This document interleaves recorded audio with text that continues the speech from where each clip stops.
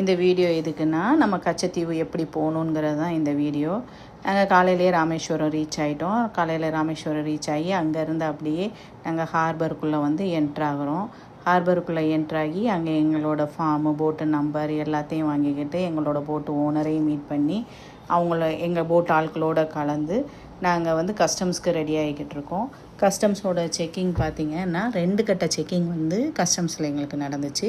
அந்த 2 கட்ட செக்கிங்கும் முடிஞ்சதுக்கப்புறமா நேராக நாங்கள் வந்து ஹார்பருக்குள்ளே போயிட்டோம். ஹார்பருக்குள்ளே போய் அங்கே லாஞ்சு எங்களுக்காக வெயிட் பண்ணிக்கிட்டு இருந்தது. லாஞ்சு ஓனர் எங்கள் எல்லாரையும் கூட்டிக்கிட்டு போட்டில் ஏற்றிட்டாரு. அப்புறம் அங்கே வந்து தான் நாங்கள் மத்தியானம் லஞ்சு சாப்பிட்டோம். சாப்பிட்டு முடிய எங்களுக்கு வந்து நாங்கள் எங்களோட சேஃப்டி திங்ஸ் எல்லாம் போட்டுட்டு லாஞ்சில் நாங்கள் அப்படியே போய்கிட்டு இருந்தோம். போகிற வழியில் பார்த்திங்கன்னா இந்தியன் நேவி ஒரு பக்கம் நின்னாங்க, ஒரு பக்கம் வந்து ஸ்ரீலங்கன் நேவி நின்னாங்க. இந்தியன் நேவியில் வந்து எங்களுக்கு நாங்கள் எத்தனை பேர் வந்திருக்கோம் அப்படிங்கிற எல்லா ஃபார்மெட்டு எல்லாத்தையும் நாங்கள் சொல்லிவிட்டு 35 பேர் நாங்கள் போட்டில் போனோம்.